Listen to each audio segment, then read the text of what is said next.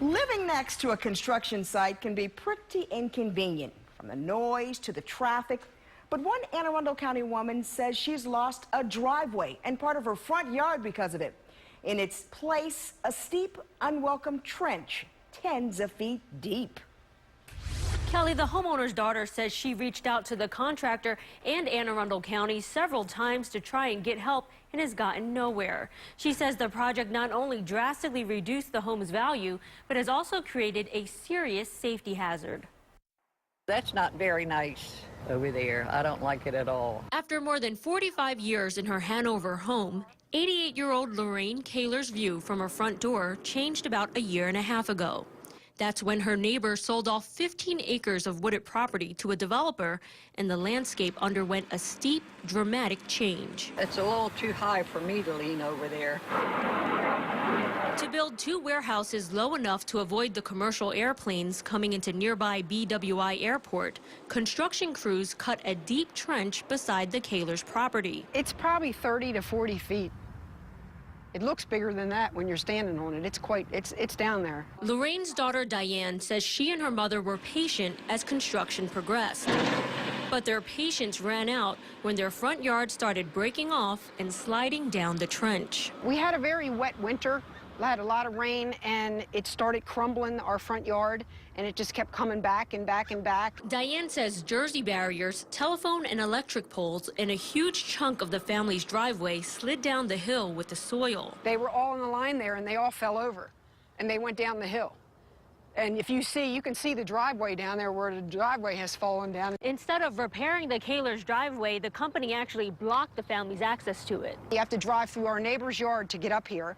You know, if we had some kind of medical emergency for my mother, we couldn't even get to her house. Even worse, Diane says, is the lack of a strong, proper barrier to keep people from falling over the cliff. They put this little orange fence up, but then after a while, the orange fence fell down, and they left it that way.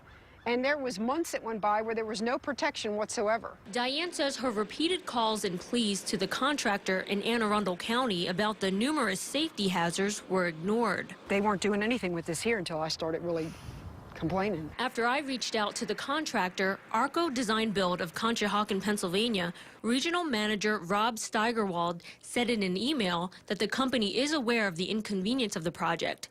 He says a retaining wall is expected to be complete by next week, and after that, the property will be landscaped and improved.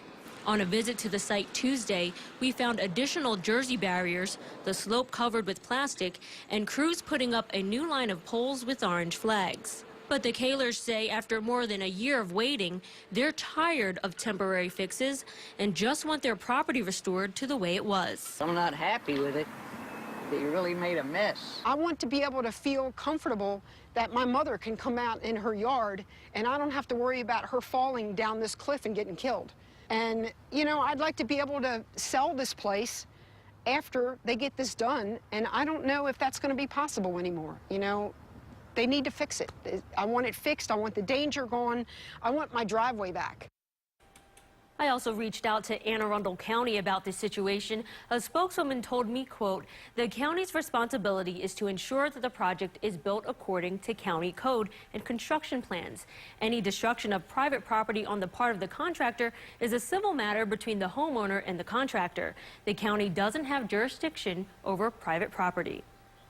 So not exactly neighborly, Trang. Yeah, exactly. And you said there are other issues too, as if this isn't bad enough? Right, I was able to pull up the inspection history for this project, and there have been at least 9 written violations and 6 stop work orders on this project since its first inspection in July of 2012. Now, those include a failure to maintain required protective measures and also failure to comply with the approved permit plans.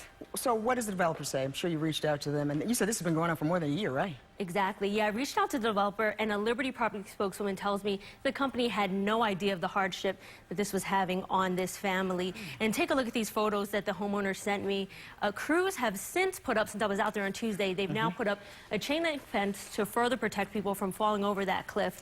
Though you can see now that the driveway is completely blocked from use. And they also have plans to reinforce the slope and put a permanent guardrail at the site. Now, the spokeswoman tells me that all of this work should be complete by the end of the month. So, of course, we're going to check back in with the Kalers to make sure that this is all completed. Any young children or anything in that area? I mean, Fortunately not, Okay. but there are some animals, and Right, so, right. you know, they were concerned about that dogs, you know, they like to run wild and Right. could easily just go over that cliff. So. awful. All right, stay on top of them. Thanks a lot, Train.